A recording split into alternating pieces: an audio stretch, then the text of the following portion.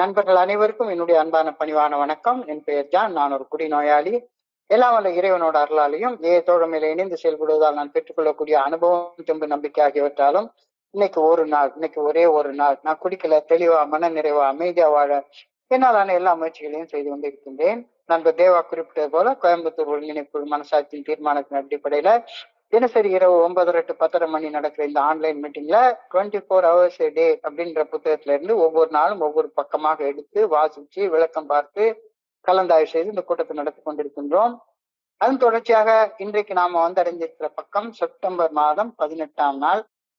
இந்த செப்டம்பர் 18க்கான சிந்தனையை முதல்ல வாசிச்சுட்டு அதற்கப்புறமா அதற்கான விளக்கத்துக்கும் கலந்தாய்வுக்கும் கடந்து செல்வோம். இந்த செப்டம்பர் 18 சிந்தனையை வாசிப்பதற்கு நண்பர் தேவா அவர்களை அன்போட பணியோடு அழைக்கின்றேன். Over to you, Deva. Thank you. September 18. Thank you. 24 மணித்துளிகள் ஒரு நாள். நம்பர் 18. ஏஏ தோழமையின் இன்றைய சிந்தனை. படி 2. எங்களை விட வலிமை பொருந்திய சக்தி ஒரு சக்தியின் இருத்தலையும் இயக்கத்தையும் முழுமையாக ஏற்றுக்கொண்டதால்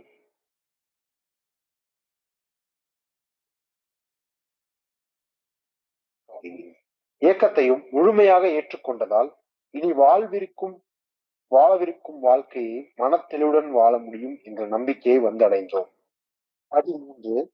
எங்களது விருப்பங்களையும் அந்த விருப்பத்தின்படி வாழ்ந்த வாழ்க்கையும் நாங்கள் புரிந்து கொண்ட இறைவனின் பாதுகாவலில் சமர்ப்பணம் செய்ய தீர்மானம் செய்தோம்.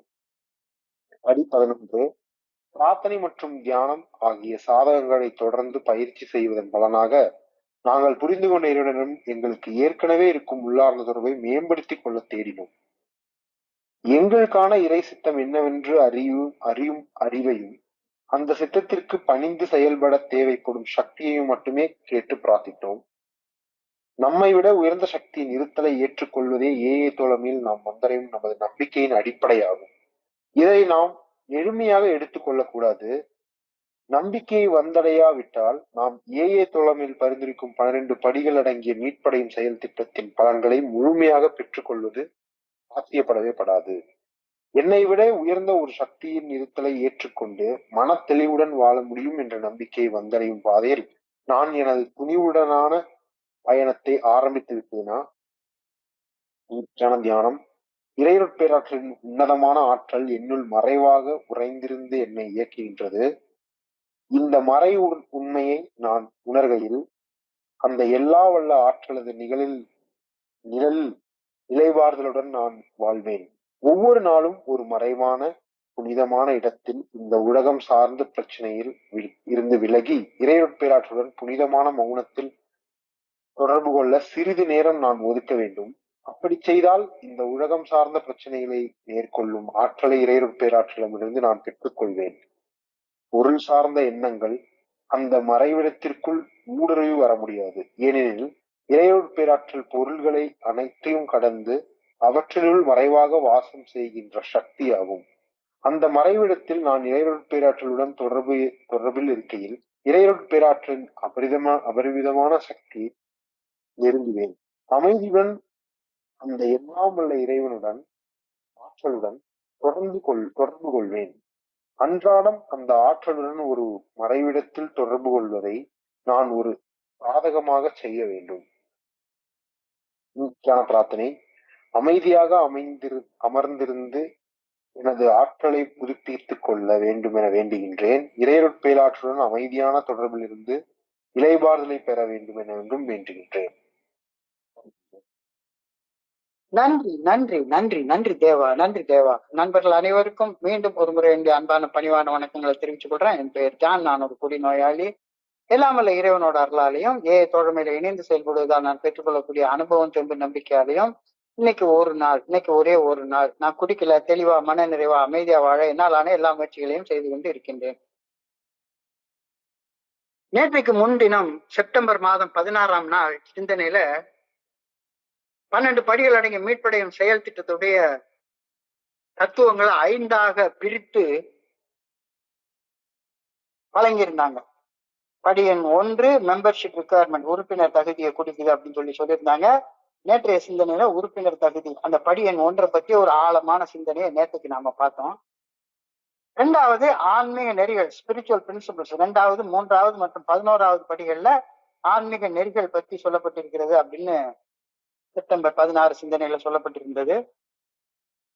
ஆன்மீக நெறிகளை பத்தி தெரிஞ்சு கொள்ளணும் அப்படின்னு சொன்னா பர்சனல் இன்வென்டரி, அகத்தாய்வு செய்வது, 4, 5, 6, 7 மற்றும் 10வது படிநிலை பரிந்துரைகள் செயல்படுவது பற்றி சொல்லிட்டுது. அதுக்கப்புறமா ரெஸ்டிடியூஷன், வாழ்க்கை மறுசீரமைப்பு, இது 8, 9வது படிநிலைகள்ல செய்யப்படுகிறது. இந்த 12 படிகளடையும் மீட்புடைய செயல் திட்டத்துல செயல்படுவதால கிடைக்கக்கூடிய பலன்களை தக்க வச்சுக் கொள்ளணும்னா பணி செய்து கிடைக்க வேண்டும். இந்த பரிந்துரை 12வது படியில செய்யப்பட்டிருக்கிறது அப்படின்னு சொல்லியிருந்தாங்க. நேற்றுக்கு மெம்பர்ஷிப் ரிக்குவயர்மெண்ட், முதல் படிநிலை பரிந்துரையை பத்தி ரொம்ப ஆழமாக பார்த்தோம். இன்னைக்கு இந்த 2வது படிநிலை ஏஏ தோழமையுடைய ஆன்மீக நெறிகள் 2, 3 மற்றும் 11வது படிநிலைகள்ல என்ன சொல்லியிருக்குது அப்படின்றத நாம பார்க்க இருக்கின்றோம். 2வது படிநிலை பரிந்துரை, எங்களை விட வலிமை பொருந்திய ஒரு சக்தியின் முத்தலின் இயக்கத்தையும் முழுமையாக ஏற்றுக்கொண்டதால் இனி வாழவிருக்கும் வாழ்நாட்களை மனத்தெளிவோட வாழ்வேன் என்ற நம்பிக்கையை அடைந்தோம் அப்படின்னு 2வது படிநிலை சொல்றது. Came to believe that a power greater than ourselves could restore us to sanity. நேற்றைக்கு பார்த்த மாதிரி முதல் வழிமுறையில 100% செயல்பட்டதுக்கு அப்புறம் தான் இந்த 2வது படியில அடியெடுத்து வைக்க முடியும். எனக்கு சக்தி இல்லை என்று 100% ஒப்புக்கொள்வதை இன்னொரு கோணத்திலிருந்து பார்த்தா, என்னை விட உயர்ந்த ஒரு சக்தி எனக்குள்ளார அருவமாக மறைவாக உள்ளிருந்து என்னை இயக்குகின்றது அப்படின்ற உண்மையை ஒப்புக்கொள்கின்றேன் அப்படின்னு தான் அர்த்தம். கொஞ்சம் ஆழமாக சிந்திப்பாரு. எனக்கு சக்தி இல்லை அப்படின்னு நான் வாழ்ந்து கொண்டிருக்கேன். எப்படி வாழ்ந்து கொண்டிருக்கிறேன்? என்னை விட உயர்ந்த ஒரு சக்தி எனக்குள்ளார அருவமாக மறைவாக உள்ளிருந்து என்னை உயிரோட வச்சு இயக்கி கொண்டிருக்கிறது. நான் எப்படி இருந்தாலும் சரி பரவாயில்ல, என்னை அந்த சக்தி இயக்கி கொண்டிருக்கின்றது அப்படின்ற கருத்தை முதல் படியிலே நான் ஒப்புக்கொள்றேன் அப்படின்னு அர்த்தம். ஸோ எனக்குள்ளார அருவமாக மறைவாக ஒரு இந்த பிரபஞ்சத்தை இயக்கக்கூடிய ஒரு பேராற்றல் இருக்கிறது அப்படின்றது உண்மை. உண்மைய ஏற்றுக்கொள்ள வேண்டும், உண்மைய ஒப்புக்கொள்ள வேண்டும். நான் உண்மைய 99% ஏற்றுக்கொள்றேன், ஒரே 1% மட்டும் சந்தேகித்துக் கொள்றேன் அப்படின்னு சொல்றது அர்த்தப்படுமா என்ன? உண்மை என்பது முழுமையாக பரிபூர்ணமாக ஏற்றுக்கொள்ளப்பட வேண்டியது. நமது உடலையும் மனதையும் இயக்குவது அந்த உடல் மன சக்திகளை விட மிக உயர்ந்த ஒரு சக்தி அப்படின்ற உண்மைய நான் நம்புகிறேன் அப்படின்ற கருத்து ஒரு அபத்தமான கருத்து. என்னுடைய குருஜி கேட்பாரு, நீ உயிரோட இருக்கியா அப்படின்ற ஒரு கேள்வி கேட்டா நீ என்னடா பதில் சொல்லுவ அப்படின்னு கேட்பாரு. ஆமா உயிரோட இருக்கேன். உனக்கு 2 கை இருக்குதான்னு கேட்டா என்ன சொல்லுவ? ஆமா 2 கை இருக்குது அப்படின்னு சொல்லுவேன். எனக்கு 2 கை இருக்குதுன்னு நம்புறேன், நான் உயிரோட இருக்கேன் அப்படின்னு நம்புறேன் அப்படின்னு நான் பதில் சொல்லுவேன்.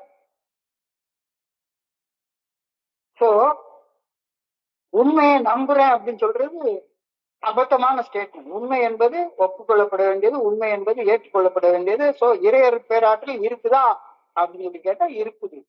இறையர் பேராற்றல் இல்லைன்னா நான் உயிரோட இருக்கவே சாத்தியமே கிடையாதுல்ல.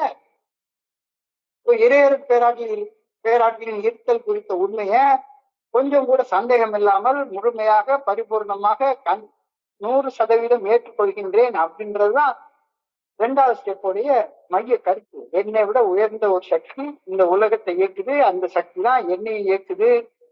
இந்த பிரபஞ்சத்தை இயக்கக்கூடிய பிரபஞ்ச இயக்க பேராற்றல் தான் எனக்குள்ளார அருவமாக மறைவாக ஆன்மாவாக உயிராக இருந்து என்னை இயக்குகின்றது அப்படின்ற உண்மைய 100% ஏற்றுக்கொள்ளும் போது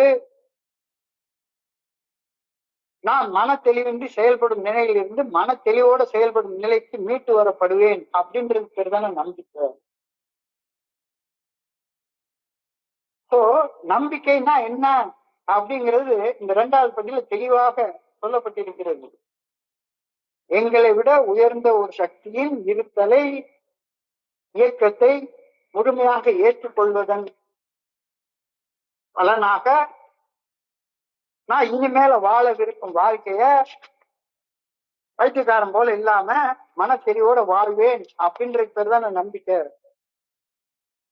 அந்த நம்பிக்கைய வந்து அடைகிறோம். நம்பினோம்னு சொல்லவே இல்லை, நம்பிக்கையை வந்து அடைந்தோம் அப்படின்னு தெளிவாக சொல்லுது. நம்பிக்கை வந்து அடைய நாம செய்ய வேண்டிய செயல் என்ன? என்னுடைய வாழ்க்கையை நான் இயக்கல, எனக்கும் அப்பாற்பட்ட என்னை விட உயர்ந்த ஒரு சக்தி எனக்குள்ளார அருவமாக மறைவாக இருந்து என்னை இயக்குகின்றது அப்படின்ற உண்மையை ஏற்றுக்கொள்வது தான் நம்பிக்கையை வந்து அடைவதற்கான ஒரே வழி. இல்லாட்டி போன நம்பிக்கை வந்து அடையவே முடியாது, நம்பிக்கை வந்து அடையவே முடியாது. சோ இந்த 2வது படி செயல்பாடு முதல் படி செயல்பாட்டின் நீட்டிப்பு தான் அப்படின்றது தெளிவாக தெரியுது. தனி மனித சக்தியின்மையை முதல் படியில் ஒப்புக்கொள்வது, அந்த தனி மனிதனை அருவமாக உள்ளிருந்து இயக்கும் ஒரு உயர்ந்த சக்தியை ஏற்றுக்கொள்வதற்காக மட்டும்தானே நான் சக்தி இல்லைன்னு ஒப்புக்கொள்றேன். அப்ப 100% அட்மிட்டன்ஸ், 100% ஒப்புக்கொள்தல், 100% நம்பிக்கையை மனுஷனுக்குள்ளார உருவாக்கும். தெளிவாக அழகா சொல்லிட்டாங்க. சோ இப்ப நாம நமக்கே ஒரு கேள்வி கேட்டுப்போம், எந்த அளவு இறையர் பேராட்டின் இருத்தல் பிடித்த என்னோட உயர்ந்த சக்தியின் இருத்தல் பிடித்த உண்மையை நான் ஏற்றுக்கொண்டுள்ள, இல்ல இன்னமும் நான் தான் என்னை ஏற்றிக்கிட்டு இருக்கேன் அப்படின்னு சொல்ல போறேன்னா, எந்த அளவு மன தெளிவோட வாழ்வேன் அப்படின்ற நம்பிக்கையை நான் வந்தடைந்துள்ளேன் அப்படின்ற கருத்தையும் இன்னைக்கு கொஞ்சம் ஆழமாக சிந்திச்சு பார்ப்போம். இந்த பிரபஞ்சத்தை இயக்கக்கூடிய இறையர் பேராற்றலை சிறிதளவும் ஐயமின்றி ஏற்றுக்கொள்வது மட்டுமே என்னை மன தெளிவுடன் செயல்படும் நிலைக்கு மீட்டு வரும் அப்படின்ற உறுதியான நம்பிக்கைய நாம அடைஞ்சு ஆகணும். இல்லாட்டி போனா 2ல இருந்து 3க்கு ஏற முடியாது. எங்களது தெளிவற்ற சிந்தனைகளையும் முரண்பட்ட பேச்சுக்களையும் நிதானமற்ற நடத்தைகளையும் மாற்றிக்கொள்ள முடியும் அப்படின்ற நம்பிக்கைய அடையணும். அப்படின்னா என்னை இயக்குறது என்னுடைய அறிவு இல்ல, என்னுடைய மனோதிடம் இல்ல, என்னுடைய வில் பவர் இல்ல, எனக்கு அப்பாற்பட்ட ஒரு உயர்ந்த சக்தி தான் என்னை இயக்குது அப்படின்ற அந்த உண்மையை நாம ஏற்றுக்கொள்ளணும் அப்படின்ற கருத்தை தெளிவாக சொல்லிட்டாங்க. ஸோ இந்த 2வது படியில அடியெடுத்து வச்சதுக்கு அப்புறமாக ஆட்டோமேட்டிக்கா 3வது படிக்கு நம்ம ஏறிடுறோம். 3வது படி என்ன சொல்லுது? made a decision to turn our will and our lives over to the care of God as we understood him. God as we understood him. இந்த வார்த்தையை இங்கிலீஷ்ல எல்லாம் பார்த்தோம்னா போல்டு லெட்டர்ஸ்ல அண்டர்லைன் பண்ணி எழுதியிருப்பாங்க. இந்த வார்த்தை 2 படியில வருது, 3வது படியில வருது, 11வது படியில வருது. God as we understood him. நாங்கள் புரிந்து கொண்ட இறைவன். இறைவனை நான் புரிஞ்சு கொள்ளணுமே ஒழிஞ்சு எங்க அப்பா, எங்க அம்மா, ஆசிரியரு, ஸ்பான்சரு இவர் புரிஞ்சு கொண்ட இறைவன் சொல்லல, நான் புரிந்து கொண்ட இறைவன். எங்களது விருப்பங்களையும் அந்த விருப்பத்தின்படி வாழ்ந்த வாழ்க்கையையும் நாங்கள் புரிந்து கொண்ட இறைவனின் பாதுகாப்பில் சமர்ப்பிக்க தீர்மானம் செய்தோம். அதாவது ரொம்ப கீ ஸ்டெப் அப்படின்னு சொல்றாங்க. ஆன்மீக நெறிகளை அழகா எளிமையாக வகுத்து சொல்லக்கூடிய படி இந்த 3வது படி. எங்களுடைய விருப்பங்களையும் அந்த விருப்பத்தின் அடிப்படையில் வாழ்ந்த வாழ்க்கையையும் நாங்கள் புரிந்து கொண்ட இறைவனின் பாதுகாவலில் சமர்ப்பிக்க தீர்மானம் செய்தோம். நாங்கள் புரிந்து கொண்ட இறைவன் அது போல்டு லெட்டர்ஸ்ல இட்டாலிக்ஸ்ல அண்டர்லைன் பண்ணி கொடுக்கப்பட்டிருக்கிறது. அர்ப்பணம் என்றால் கொடுப்பது என்று பொருள், சமர்ப்பணம் என்றால் சம்யக அர்ப்பணம், முழுமையான விருப்பத்தோடு கொடுப்பது அப்படின்னு பொருள். கொடுப்பது அர்ப்பணம், பணமோந்து கொடுப்பது சமர்ப்பணம். என்னுடைய புலனிச்சைகள், என்னுடைய மனதின் தன்முனைப்புடனான ஆசைகள், அந்த ஆசையின் அடிப்படையில் வாழ்ந்த வாழ்க்கை ஆகியன என்னை சர்வநாசம் செய்து விட்டது அப்படின்ற உண்மைய முழுமையாக உணர்ந்து அதை முதல் படியில 100% ஒப்புக்கொண்டு விட்டேன். இப்ப கொஞ்ச நேரத்துக்கு முன்னால படிச்ச 2வது படியில என்னை விட உயர்ந்த சக்தியாம் இறையர் பேராற்றலின் இருத்தல் குறித்த உண்மையை 100% ஏற்றுக்கொள்வதால் என் மன தெளிவு நிலை மீட்கப்படும் என்ற நம்பிக்கை 2வது படியில அடைகின்றேன். நம்பிக்கை அடைந்த பின்னர் என் மனதின் ஆசைகளை சமர்ப்பணம் செய்ய தீர்மானிப்பது இந்த 3வது படியின் செயல்பாடு. இந்த வார்த்தையை என்னைய குடிச்சிட்டு இருந்த காலத்துல ரொம்ப குழப்பின ஒரு வார்த்தை அதான்.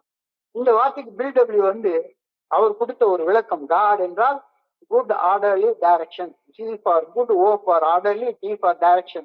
குட் ஆர்டர்லி டைரக்ஷன், நல்ல ஒழுங்கான வழிகாட்டுதல் அப்படின்னு ஏழை தோழ மேல ஒரு அர்த்தத்தை அறிய வருகின்றோம். குட் ஆர்டர்லி டைரக்ஷன் என்ற அந்த காட், அந்த இறையரு பேராற்றல் நான் எவ்வாறு செயல்பட வேண்டும் என்ற தன்னுடைய தீர்மானங்களை, தன்னுடைய விருப்பங்களை என்னுடைய மனசாட்சியின் மூலமாக மட்டுமே வெளிப்படுத்துகின்றார் அப்படின்னு ஏழை தோழ மேல அறிய வருகின்றோம். God expresses himself through our conscience. இதுவரைக்கும் என்னுடைய இச்சைப்படியும் ஆசைப்படியும் மனதின் விருப்பப்படியும் தாழ்ந்தோண்டித்தனமாக வாழ்ந்த என்னுடைய வாழ்க்கையை என்னுடைய மனசாட்சியின் மூலம் வெளிப்படுத்தப்படும் இறையரு பேராற்றல் விருப்பப்படி, இறையரு பேராற்றல் சித்தப்படி வாழ்வது அப்படின்னு முழு மனதோட தீர்மானிக்க முடிவு செய்வது மூன்றாவது படியின் செயல்பாடு அப்படின்னு புரிஞ்சுக்கிறோம். மூன்றாவது படியில எடுக்கப்படுவது ஒரு தீர்மானம் மட்டும்தான், ஒரு டிசிஷன் மட்டும்தான். மறுபடியும் இந்த இடத்துல வி டிசைடட்னு சொல்லல, வி மேட் அ டெசிஷன் அப்படின்னு சொல்றாங்க. தீர்மானம் செய்தோம் அப்படின்ற பரிந்துரை கொடுக்கப்பட்டிருக்கிறது. வேற யாரோ சொல்லி நாம டிசைட் பண்ணல, நானே எனக்குள்ளார இருந்து என்னுடைய முழு விருப்பத்தின் அடிப்படையில இந்த தீர்மானத்தை செய்கின்றேன், நானே செய்கின்றேன். இந்த மூன்றாவது படியின் செயல்பாடு எப்படி இரண்டாவது படியுடைய செயல்பாடு முதல் படியுடைய செயல்பாடு நீட்டிப்போ, அதே மாதிரி இந்த மூன்றாவது படியின் செயல்பாடு இரண்டாவது படி செயல்பாட்டின் நீட்டிப்பு என்பதிலும் சந்தேகமே இல்லை. எதிர்காலம் ஒளிமயமாக இருக்கும் என்ற நம்பிக்கையை வந்து அடைந்த பின்னர் அந்த நம்பிக்கைக்கு அதற்கேற்ற செயல்களால உயிரளிக்க வேண்டியது என்னுடைய பொறுப்பாக அமைகின்றது அப்படின்ற கருத்து சொல்றாங்க. செயலற்ற நம்பிக்கை செத்த நம்பிக்கை. இரண்டாவது படியில நம்பிக்கையை வந்து அடைஞ்சிட்டோம், எனக்கு அப்பாற்பட்ட உயர்ந்த ஒரு சக்தி என்ன எனக்குள்ளார மறைவாக இருந்து இயக்குகின்றது அப்படின்றத உண்மையை ஏற்றுக்கொண்ட உடனே இனிமேல நான் மன தெளிவோட வாழ்வேன் அப்படின்ற நம்பிக்கையை வந்து அடைஞ்சிட்டேன். அப்ப நம்பிக்கை வந்து அடைஞ்சதுக்கு அப்புறமாக நம்பிக்கை அதற்குரிய செயல்களால வெளிப்பட வேண்டும், நம்பிக்கைக்கு செயல்களால உயிரளிக்க வேண்டியது நம்முடைய பொறுப்பாக அமைகின்றது அப்படின்னு பில்டபிள் சொல்றாரு. பொறுப்போட செயல்பட தீர்மானிப்பதுதான் மூன்றாவது படியின் செயல்பாடாக அமைகின்றது. இந்த இடத்துல ஒரு கருத்தை என்னுடைய குருஜி எனக்கு சொல்லுவாரு, ஒவ்வொரு சராசரி மனிதனின் உள்ளத்தையும் அன்றாடம் 75,000 எண்ணங்கள் கடந்து செல்வதாக உளவியல் விஞ்ஞானம் சொல்லுகிறது, சைக்காலஜிக்கல் சயின்ஸ் சொல்லுது. ஒரு நாளும் இந்த மனுஷன் மண்டைக்குள்ளார 75,000 to 80,000 எண்ணங்கள் கடந்து போறான். இந்த புலன்கள் 5 புலன்களும் பொருட்களோட கான்டாக்ட் ஆகுறப்ப ஆட்டோமேட்டிக்கா ஒரு எண்ணம் மனசுக்குள்ளார கடந்து போகுது. இது பச்சை, இது சூடு, இது குளிர்ச்சி, இது கருப்பு, இது மாதிரி இவர் பேர் இன்னது, இவர் இன்ன குணம் உள்ளவரு அப்படின்ற எண்ணங்கள் ஒவ்வொரு நாளும் 75,000 எண்ணங்கள் கடந்து செல்வதாக உளவியல் விஞ்ஞானம் சொல்லுது. சோ இந்த நேரத்துல இந்த பூமி பந்து தன்னைத்தானே சுத்திக்குது, சூரியனை ஒரு நீள்வட்ட பாதையில சுத்துது. பூமியோடைய ஸ்பீடை அளந்து பார்த்தோம்னா ஒரு நொடிக்கு 30 கிலோமீட்டர் வேகத்துல சுழலுது அப்படின்னு விஞ்ஞானமே சொல்லுது, அஸ்ட்ரானமி சொல்லுது, வானவியல் சாஸ்திரம் சொல்லுது. ஒரு நொடிக்கு 30 கிலோமீட்டர் வேகத்துல இந்த பூமி பறக்குது. ஒரு நொடிக்கு 30 கிலோமீட்டர் வேகத்துல. ஒரு ஒரு மணி நேரத்துக்கு 100 கிலோமீட்டர் ஸ்பீடு போனாலே பஸ் பறக்குதுங்கிறோம். ஒரு நொடிக்கு 30 கிலோமீட்டர் ஸ்பீட்ல இந்த பூமி சுத்துறது நமக்கு தெரியுதா என்ன? ஏன்னா நாம அது கூட சேர்ந்து சுழந்துட்டே இருக்கோம். அது கூட நம்ம மனசை கடந்து செல்லக்கூடிய, ஒரு நாளைக்கு கடந்து செல்லக்கூடிய பல்லாயிரக்கணக்கான எண்ணங்களாக நாமும் இணைந்து பயணிப்பதால் நமக்குள்ளார எழக்கூடிய எண்ணங்களின் வேகம் நமக்கு புலப்படுவதே இல்லை. ஆனா நம்ம கடந்து செல்லக்கூடிய எண்ணங்கள்ல ஒரு எண்ணம் நம்மளுக்குள்ளார ஒரு உணர்வை தூண்டி விடும் போது அந்த எண்ணம் உணரப்பட்டு அது சிந்தனையாக மாறுகின்றது. சோ நாம உணர்வை குறிச்சுதான் சிந்திக்கின்றோம். சோ நம்ம உணர்வுல இந்த உணர்வு பிடிக்குது, இந்த உணர்வு பிடிக்கல அப்படின்ற வெறுப்பு அடிப்படையில நாம சிந்திக்க ஆரம்பிக்கின்றோம். பிடிச்சதை செய்யவும் பிடிக்காததை செய்யறதுல இருந்து விலகி இருக்கவும் தீர்மானிக்கின்றோம். இந்த தீர்மானம் நம்மள ஒரு செயல் அடிமையாக வாழ வைக்குது. பிடிச்சதை செய்வேன், பிடிக்காதது செய்ய மாட்டேன். இது ஒரு அடிக்டுடைய மனநிலை, செயல் அடிமையோட மனநிலை. சோ நம்முடைய செயல் அடிமைத்தனத்தை முதல் படியில் உணர்ந்து ஒப்புக்கொண்டு நம்மிலும் உயர்ந்த சக்தியின் விருத்தல் குறித்த உண்மையை ஒப்புக்கொண்டமையால் பெற்ற நம்பிக்கையின் துணையுடன் விருப்பு வெறுப்புகளை கடந்து எது சரி எது தவறு என்று சிந்திக்க இந்த மூன்றாவது படியில நாம அழைக்கப்படுகிறோம். எது சரி எது தவறுங்கிறது மனசுக்கு தெரியவே தெரியாது, மனசாட்சிக்கு மட்டும்தான் தெரியும். மனசுக்கு ஆசைப்பட மட்டும்தான் தெரியும். மனசாட்சிக்கு மட்டும்தான் எது சரி எது தவறுன்னு சிந்திக்க தெரியும். சோ இந்த படியில என்ன தீர்மானம் பண்றோம்? மனசாட்சிக்கு பணிந்து சரியானதை செய்யவும் தவறானதை செய்வதிலிருந்து விலக்கி இருக்கவும் நாம் தீர்மானம் செய்கின்றோம். செயலடிமைத்தனத்திலிருந்து விடுபட்டு சுதந்திரமாக வாழ்வதற்கான தீர்மானத்தை இந்த மூன்றாவது படியில எடுக்கின்றோம் அப்படின்ற கருத்து சொல்லிட்டு. சோ இன்னைக்கு சிந்தனையில 2வது படியை பத்தி சொல்லிட்டாங்க, 3வது படியை பத்தி சொல்லிட்டுறாங்க. இப்போ இந்த 3வது படியில யோசிச்சு பார்ப்போம். எனக்கு பிடிச்சது அப்படின்னு எவ்வளவு காலம் தப்பான செயல்களை செஞ்சுட்டே இருந்திருப்பேன். உதாரணத்துக்கு பிடிக்கிற செயல், போத பிடிச்சிருந்து அதனால பிடிச்சிட்டே இருந்தேன். நான் விரும்பி செய்த தவறுகள் சிலவற்றை பட்டியலிட்டு எழுதி பார்ப்போம். நாம வெறுத்ததால் செய்ய தவறிய செயல்கள் சிலவற்றை பட்டியலிட்டு பார்ப்போம். இப்ப இதை சீர் செய்து கொள்ள முழு மனதோடு தீர்மானிக்கிறது தான் இந்த 3வது படியில செயல்படுற செயல்பாடு. இந்த தீர்மானத்தை நாம 3வது படியில எடுக்கின்றோம். இந்த 3வது படி பிரார்த்தனை ரொம்ப முக்கியமான பிரார்த்தனையாக சொல்லப்படுகிறது. அன்பான இறைவா, என்னை உமது விருப்பப்படி செயல்பட வைத்து உருவாக்குவதற்காக என்னை உமது பாதங்களிலே சமர்ப்பணம் செய்கின்றேன். உமது விருப்பப்படி நான் செயல்பட தடையாக இருக்கும் நான் என்ற ஆணவத்தின் பிடியிலிருந்து என்னை விடுவித்தருளும். உமது சக்தியாலும் உமது அன்பாலும் உமது வழிகாட்டுதலாலும் நான் அன்புடன் ஆதரிக்கும் மனிதர்களுக்கு சாட்சியாக விளங்கும் வண்ணம் என்னுடைய பிரச்சனைகளை என்னிடமிருந்து நீக்கியருளும். எப்பொழுதும் உமது விருப்பப்படி நான் செயல்படுவேனாக. நன்றி இறைவா. இது 3வது படி. 3வது படியில செயல்பட்டு முடிச்சதுக்கு அப்புறமாக இன்றைக்கு ஆன்மீக நெறிகளை சொல்லக்கூடிய உச்சக்கட்ட படி 11வது. 11வது படி ரொம்ப ரொம்ப முக்கியமான படி. God through prayer and meditation to improve our conscious contact with God as we understood him, praying only for the knowledge of his will for us and the power to carry that out. பிரார்த்தனை மற்றும் தியானம் ஆகிய சாதகங்களை தொடர்ந்து பயிற்சி செய்ததன் பலனாக நாங்கள் புரிந்து கொண்ட இறைவனிடம் எங்களுக்கு ஏற்கனவே இருக்கும் உள்ளார்ந்த தொடர்பை மேம்படுத்திக் கொள்ள தேடினோம். Thought through prayer and meditation to improve our conscious contact with God as we understood him. பிரார்த்தனை மற்றும் தியானம் ஆகிய சாதகங்களை தொடர்ந்து பயிற்சி செய்வதன் பலனாக நாங்கள் புரிந்து கொண்ட இறைவனிடம் எங்களுக்கு ஏற்கனவே இருக்கும் உள்ளார்ந்த தொடர்பை மேம்படுத்திக் கொள்ள தேடினோம். தாட் என்றால் தேடினோம், ஸ்பீக் அப்படின்றது தேடினோம் அர்த்தம்.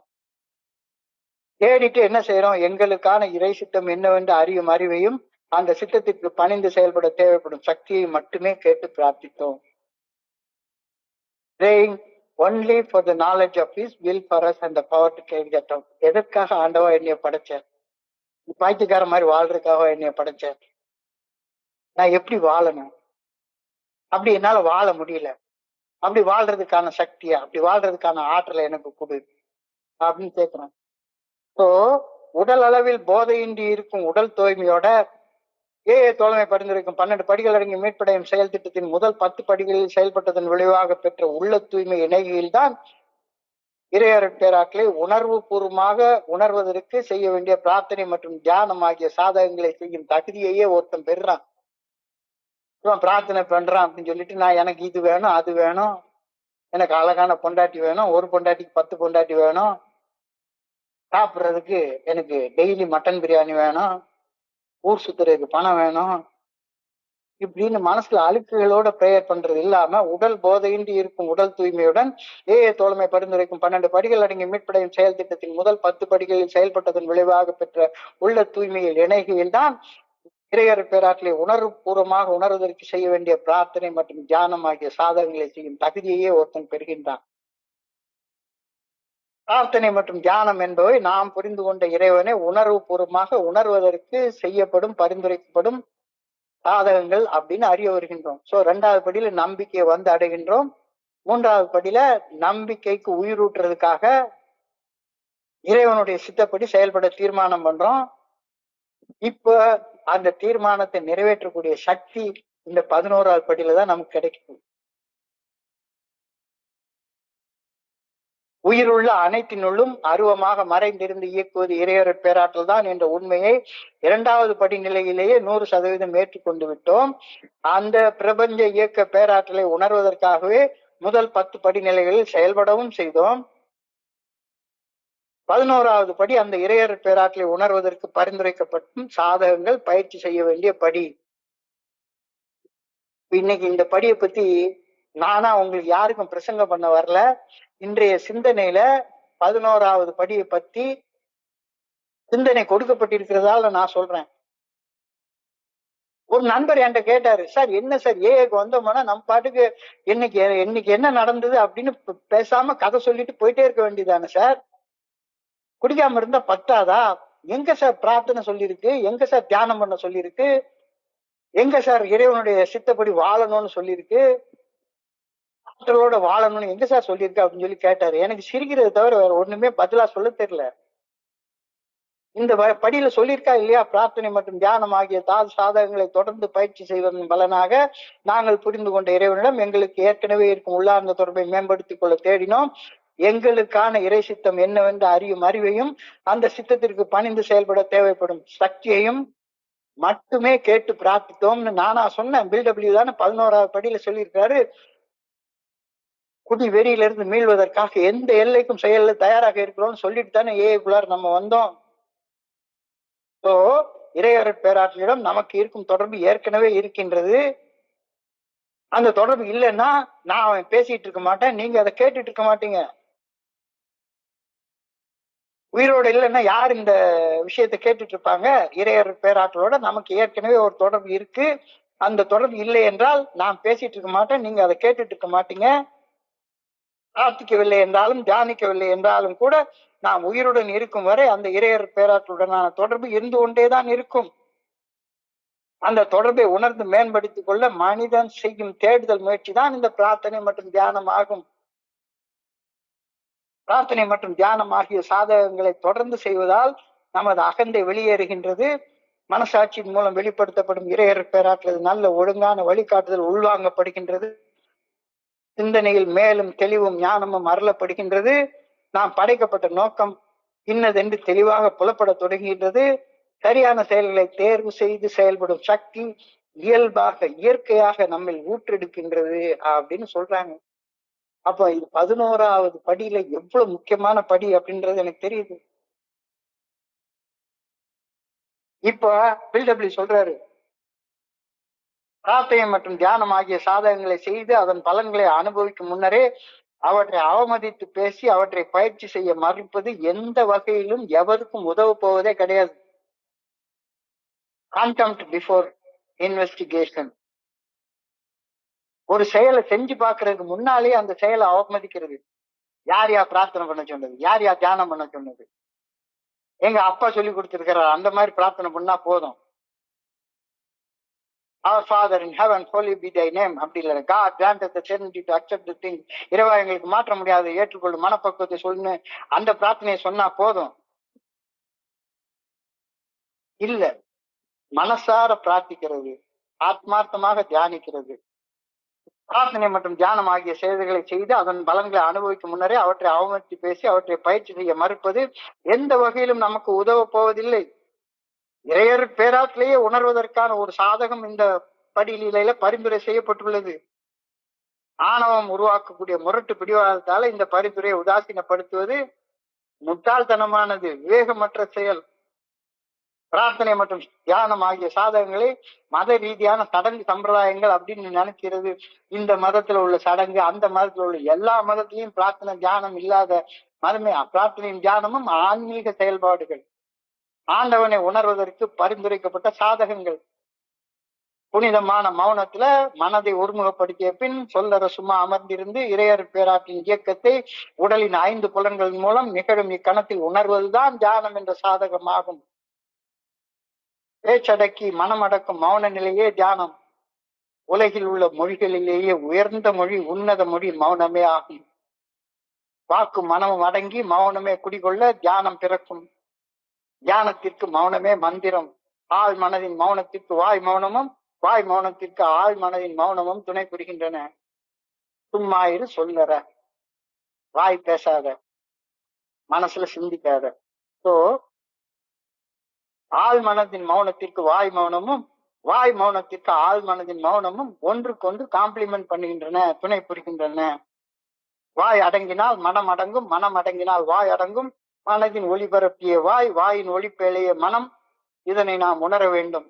மனதின் சித்தமும் வாயின் வாக்கும் ஒன்றுபட்டு அமைதியில் உறைவதே ஆழ்நிலை தியானம்.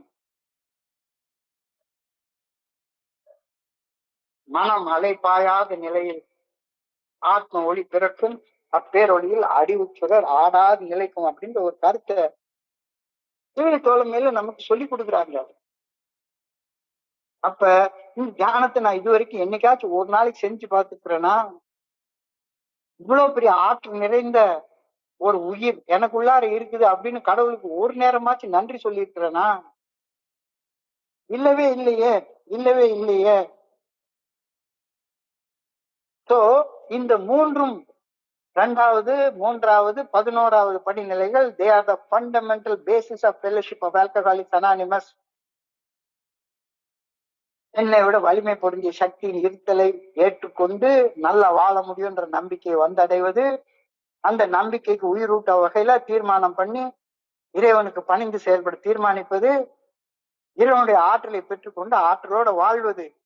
இந்த மூணும் they form a fundamental basis of living in the fellowship of Alcoholics Anonymous. நம்மை விட உயர்ந்த சக்தியின் இருத்தலை ஏற்றுக்கொள்வதும் ஏய தோழமையில் நாம் வந்தடையும் நம்பிக்கை தான் அடிப்படை விஷயமாகும். Let us not take this lightly. சும்மா வந்துட்டு பிரார்த்தனை பண்ணுனா பண்ணலாம், பண்ணலன்னா போலாம், தியானம் பண்ணா பண்ணலாம், பண்ணலன்னா போலாம் அப்படின்னு எளிமையாக சும்மா எடுத்துட்டு போயிடாதீங்க. இன்னைக்கு சிந்தனையில இது ரொம்ப ஆழமாக சொல்லியிருக்காங்க. We cannot fully get the program without venturing into belief. இந்த மூன்று விஷயங்களையும் 2, 3, 11வது படிகள்ல ஒரு துணிகரமான பயணம். சாதாரணமான பயணம் கிடையாது. வெஞ்சர் அப்படின்றாங்க. துணிகரமான பயணம், துணிச்சலான பயணம். இந்த பயணத்தை மேற்கொள்ளாம we cannot fully get the program. சும்மா வந்தோம், எத்தனை வருஷம் குடிக்காம இருந்தோம், நானும் குடிக்காம இருந்து கேவலமான வாழ்க்கை வாழ்ந்துட்டு என்னை சுத்தி வாழ்றவங்களையும் கேவலமான ஒரு வாழ்க்கை வாழ வைக்கிறதுக்காக நான் இங்க வர்றேன். We cannot fully get the program without venturing into belief. நம்பிக்கையை வந்தடையாவிட்டால் நாம் ஏஏ தோழமை பரிந்துரைக்கும் 12 படிகள் அடங்கிய மீட்படையும் செயல் திட்டத்தின் பலன்களை முழுமையாக பெற்றுக்கொள்ள முடியவே முடியாது. Have I made a venture into the belief? Have I made a venture of belief in a power greater than myself? என்னை விட உயர்ந்த ஒரு சக்தியின் இருத்தலை ஏற்றுக்கொண்டு மனத்தெளிவுடன் வாழ முடியும் என்ற நம்பிக்கையை வந்தடையும் பாதையில் எனது துணிகரமான பயணத்தை நான் ஆரம்பித்து விட்டேனா? இல்ல இன்னமும் அந்த மாதிரி நம்பிக்கை எல்லாம் வரல, 2வது, 3வது, 11வது படினா என்னன்னு எனக்கு தெரியல அப்படின்னு இன்னமும் சொல்லிட்டு இருக்கேனா? அப்படி சொல்லிட்டு இருந்தேன்னா இன்றைக்கு தியானத்தில் கடந்து போ.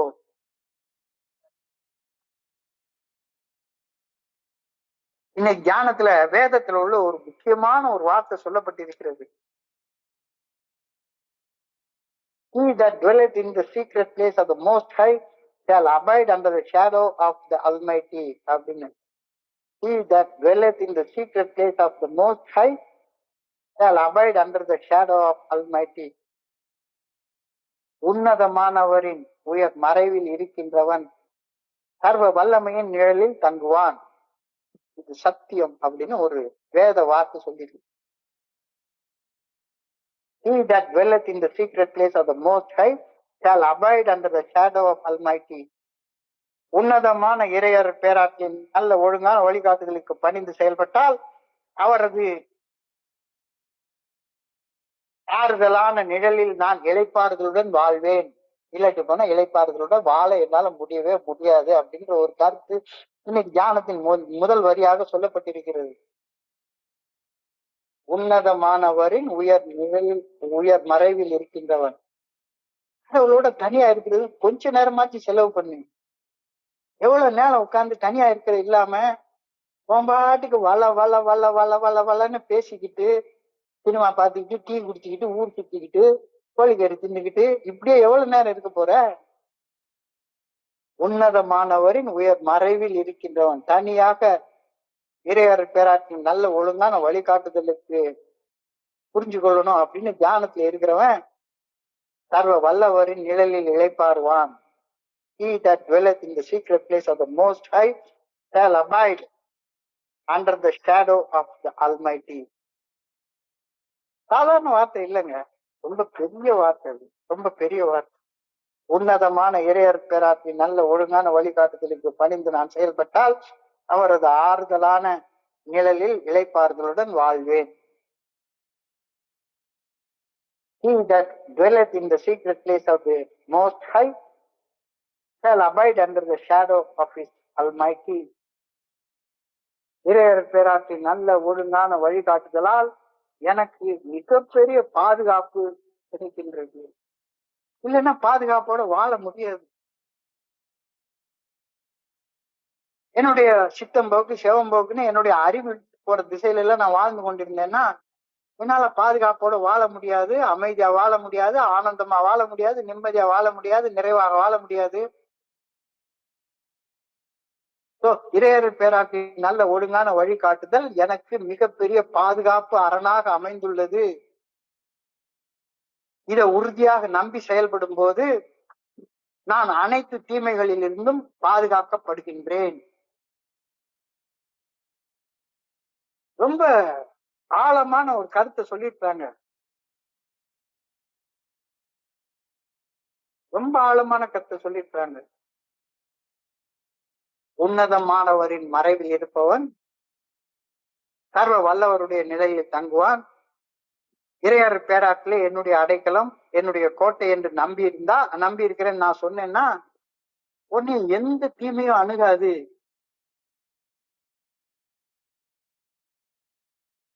அடுத்தவங்க உன்னைய சாதாரண வகையில காயப்படுத்திட முடியாது. எந்த வகையான கொள்ளை நோயும் உனக்கு வராது அப்படின்னு ஒரு கருத்தை சொல்றாங்க. என்னடா பைத்தியக்காரத்தனமா இருக்கு அப்படின்னு நினைக்காதீங்க.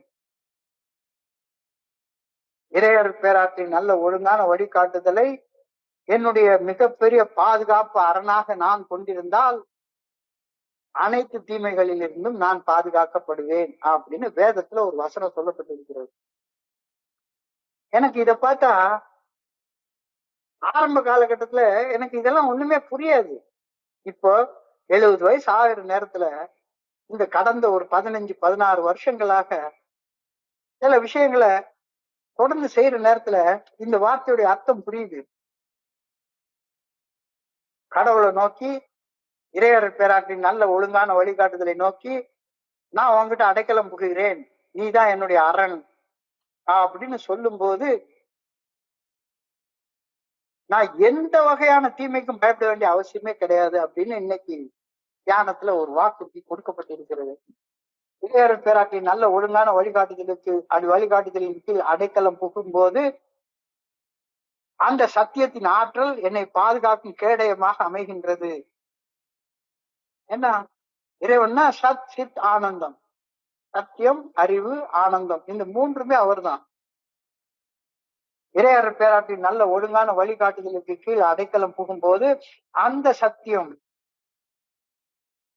சத்தியத்தின் ஆற்றல் என்னை பாதுகாக்கும் கேடயமாக அமைகின்றது. எந்த தீமைக்கும் நான் அஞ்ச வேண்டிய அவசியமே இல்லை.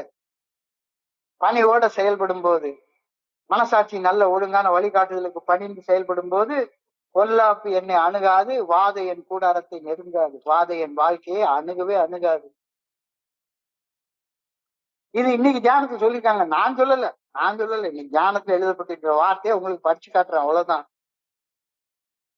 நான் செல்லும் வழிகளில் எல்லாம் இறையர் பேராற்றல் என்னை பாதுகாக்கும் சக்தியாக அமைந்து இருக்கும். எப்ப இறைவனுடைய நல்ல ஒழுங்கான வழிகாட்டுதலை என்னுடைய வாழ்க்கையாக நான் ஏற்றுக்கொள்ளும் போது நான் போற வழியில எந்த தீமையும் நடக்காது. இல்லாட்டி போனா தீமையை தவிர வேற எதுவுமே நடக்காது.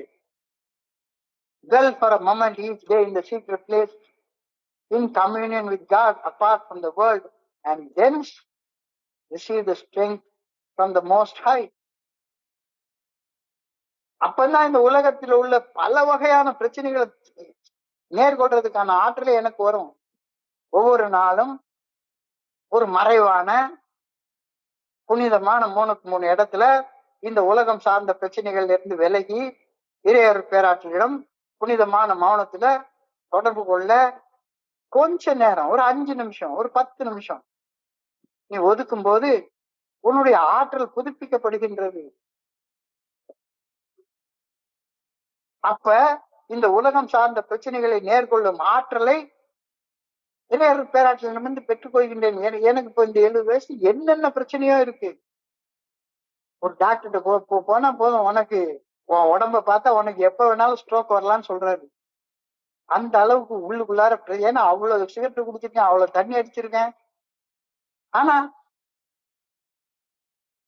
ஒவ்வொரு நாளும் ஒரு மறைவான ஒரு புனிதமான இடத்துல இந்த உலகம் சார்ந்த பிரச்சனைகள்ல இருந்து விலகி இறையர் பேராற்றலுடன் புனிதமான மௌனத்துல தொடர்பு கொள்ள சிறிது நேரம் நான் ஒதுக்கும் போது இந்த உலகம் சார்ந்த பிரச்சனைகளை நேர்கொள்ளும் ஆற்றலை இறையர் பேராற்றலிடமிருந்து பெற்றுக் கொள்கின்றேன். Material things cannot intrude upon this secret place. They cannot even find it because it is outside the realm of material things. இது உடம்பு சார்ந்து, உடம்பையும் கடந்து அதுக்குள்ளார இருக்கக்கூடிய ஆற்றல் குறிச்ச ஒரு விஷயம். பொருள் சார்ந்த எண்ணங்கள் அந்த மறைவிடத்துக்குள் ஊடுருவி வர முடியவே முடியாது. ஏனெனில் இறையர் பேராற்றல் பொருள்கள் சார்ந்த அனைத்தையும் அவற்றினுள் மறைவாக வாசம் செய்கின்ற சக்தியாம் இறையர் பேராற்றலுடைய சக்தி.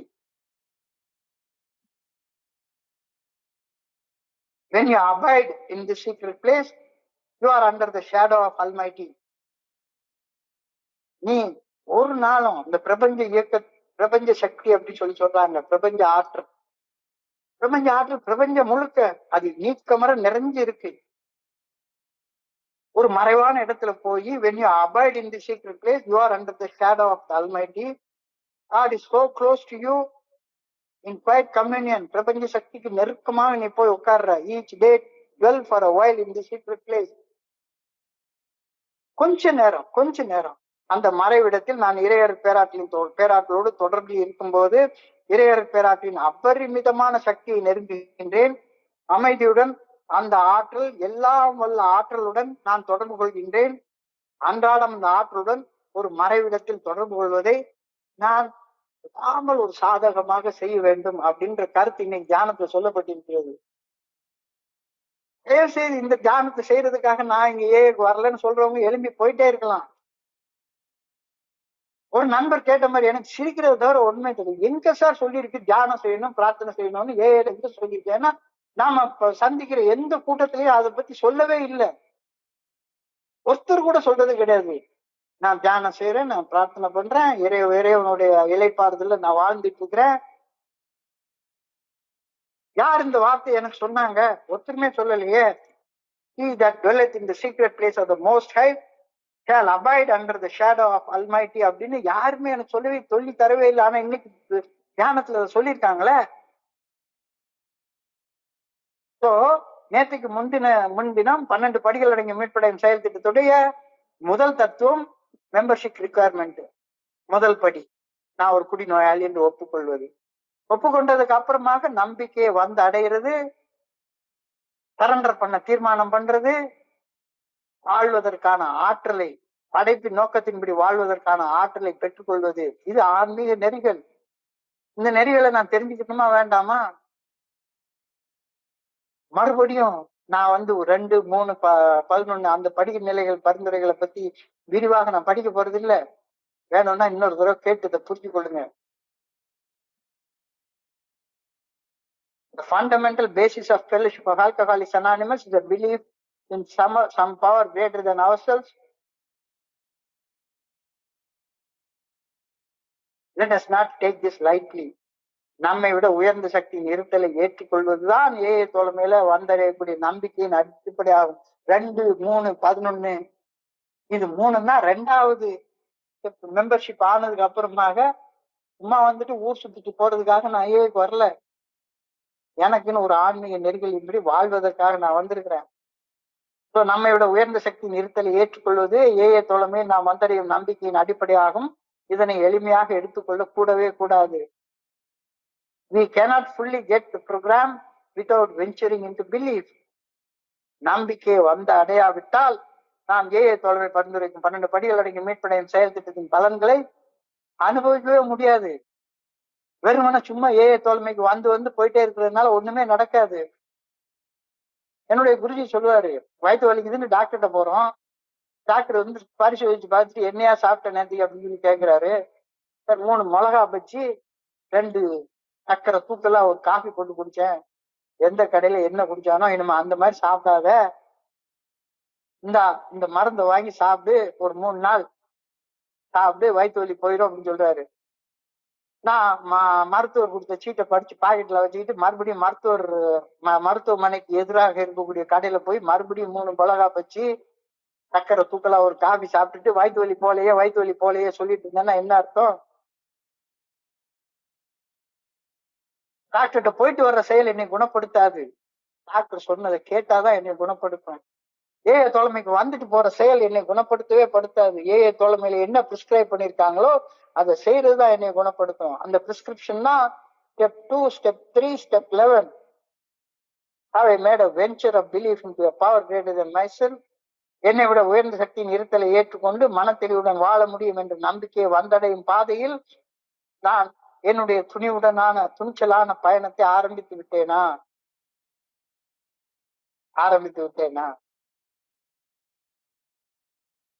ஆரம்பிக்கலன்னா இன்னைக்கு தியானத்துக்கு போ. இன்னைக்கு தியானத்துடைய இந்த வார்த்தை ரொம்ப முக்கியமான வார்த்தை. He that dwelleth in the secret place of the Most High shall abide under the shadow of the Almighty. உன்னதமானவரின் உயர் மறைவில் இருக்கின்றவன் சர்வ வல்லவரின் நிழலில் தங்குவான்.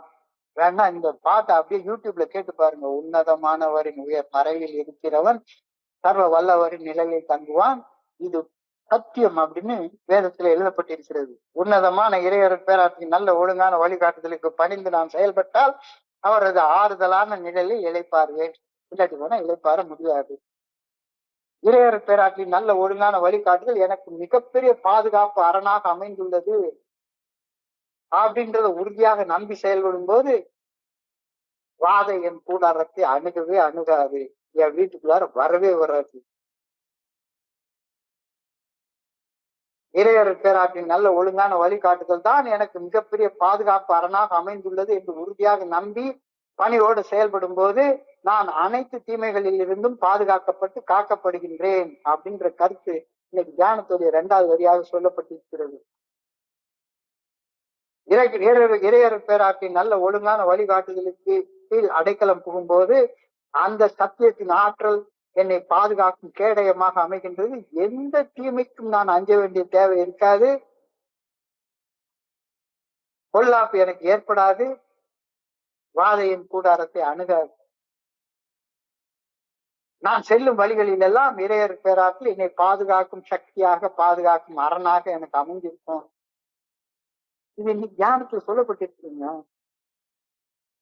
For a moment each day in a secret place, in a place of communion with God, apart from the world, and then to receive the strength to face the world. ஒவ்வொரு நாளும் ஒரு மறைவான புனிதமான இடத்துல இந்த உலகம் சார்ந்த பிரச்சனைகளில் இருந்து விலக்கி இறையர் பேராற்றுடன் புனிதமான மௌனத்துல தொடர்பு கொள்ள சிறிது நேரம், ஒரு 5 நிமிஷம், ஒரு 10 நிமிஷம் ஒதுக்கு. அப்படி செய்தால் இந்த உலகம் சார்ந்த பிரச்சனைகளை நேர்கொள்ளும் ஆற்றலை இறையர் பேராற்றிடமிருந்து நேரடியாக நீ பெற்றுக் கொள்வாய் அப்படின்னு எனக்கு சொல்லிட்டு அந்த 5 நிமிஷம், அந்த 10 நிமிஷத்துல உலக பிரகாரமான பிரச்சனைகள் ஊடுருவ அனுமதிக்காது. Material things cannot intrude upon the secret place. They cannot ever find it because it is out of the realm of the material. நீ உருவாக்கி வச்சிருக்கிற அந்த 3க்கு 3 புனிதமான இடத்துல, புனிதமான மௌனத்துல சொல்லரசமா அமர்ந்து இருக்கும் போது இந்த கவலையும் உனக்கு வேண்டவே வேண்டாம். When you abide in that secret place, you are under the shadow of Almighty. பிரபஞ்ச சக்தி அப்படின்னு சொல்றாங்க. நீக்கமர நிறைஞ்சிருக்கக்கூடிய பிரபஞ்ச சக்தி, நீக்கமர நிறைஞ்சிருக்கக்கூடிய பிரபஞ்ச சக்தியுடைய ஆறுதல்ல நீ இருக்கிற. விளையாட்டை எடுத்துக்காத, விளையாட்டை எடுத்துக்காத. தயவு செய்து எல்லாரையும் மாதிரி பிரார்த்தனை பண்ண, தியானம் பண்ண, ஏஐல எங்க சொல்லியிருக்குன்னு திருக்குத்தனமா கேள்விகள் மட்டும் தயவு செய்து கேட்காதீங்க. அந்த மறைவிடத்தில் இறையர் பேராற்றின் தொடர்பு இருக்கையில் இறையர் பேராற்றின் அபரிமிதமான சக்தி அதுக்கு நெருக்கமாக நீ போவ. அமைதியுடன் அந்த எல்லாம் வல்ல ஆற்றுடன் தொடர்பு கொள்வ.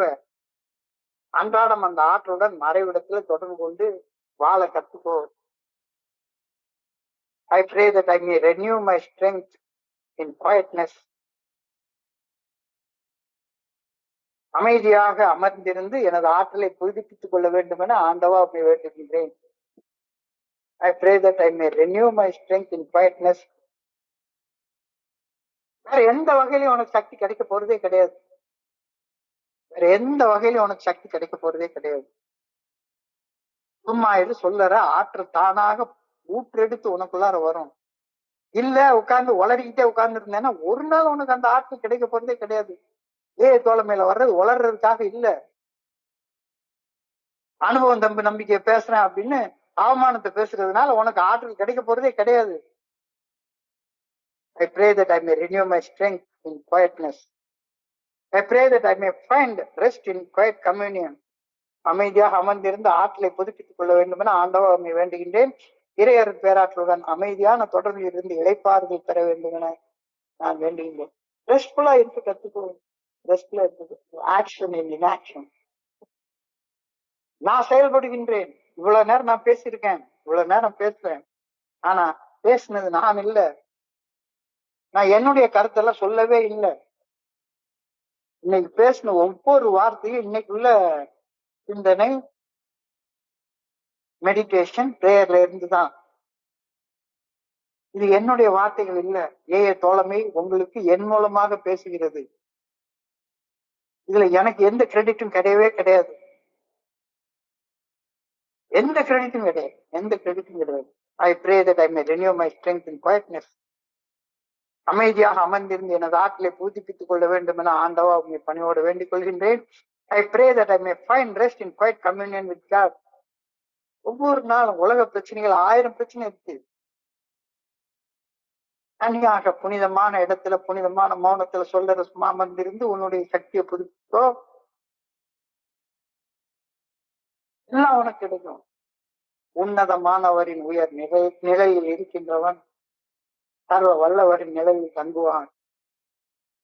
இந்த வார்த்தை, he that dwelleth in the secret place of the Most High shall abide under the shadow of Almighty. உனக்கு ரெஸ்ட் கிடைக்கும், ஆறுதல் கிடைக்கும். உலக பிரகாரமான 1000 நோய்கள் இருக்கு. என்னதான் நீ தீங்கு பண்ணிருந்தாலும் சரிதான், என்னையோட கிறுக்குத்தனமா வாழ்ந்துருக்கோம், இந்த உலகத்தை இருக்கவே முடியாது. டாக்டர்கிட்ட கேட்டா உன் உடம்பு அவ்வளவு கெட்டு போயிருக்கு அப்படின்னு சொல்றாரு. ஆனாலும் கூட ஒவ்வொரு நாளும் இப்பவும் இந்த 70 வயசுலயும் தினசரி 6 மணி நேரம் 7 மணி நேரம் படிக்க முடியுது, வாக்கிங் போக முடியுது, எல்லாம் பண்ண முடியுது. எப்படி? உன்னதமானவரின் உயர் மறைவில் இருக்கிறதுனால வர்றது. இறையர் பேராட்சி நல்ல ஒழுங்கான வழிபாட்டுகளுக்கு பணிஞ்சு மனசாட்சி உறுத்தக்கூடிய செயலை செய்யாம மனசாட்சி சரின்னு சொல்லக்கூடிய செயலை செய்யறதுக்கு அந்த புனிதமான இடத்துல கொஞ்ச நேரம் உட்காரு. ஒரு நாள் வாழ்றதுக்கான ஆற்றல் உனக்கு கிடைக்கும் அப்படின்னு சொல்றாங்க. 2வது படியில நம்பிக்கை வந்தடைகிறது, 3வது படியில சரண்டர் பண்றது, 11வது படியில பிரார்த்தனை மற்றும் தியானம் செய்வதன் மூலமாக ஆற்றலை பெற்றுக் கொள்வது. இதை செய்ய சொல்லியிருக்காங்க. இன்றைய பகுதியை படிக்கிறப்ப என் மனதை கடந்துட்டு சிந்தனைகளை உங்களோட பகிர்ந்து கொள்ள இந்த நல்ல வாய்ப்பு உருவாக்கி கொடுத்த இந்த குழுவிற்கு என்னுடைய மிக பணிவான நன்றிகளை தெரிவித்துக் கொள்றேன். இதுவரைக்கும் பொறுமையாக கேட்ட ஒவ்வொரு நண்பருக்கும் என்னுடைய பணிவான நன்றிகள். இந்த இரவு பொழுது நண்பர்களுக்கு இனிமையான இரவாக அமைய பணியோட வேண்டிக் கொள்கின்றேன். நன்றி, நன்றி, நன்றி, நன்றி, நன்றி, நன்றி. வாழ்க வளமுடன்.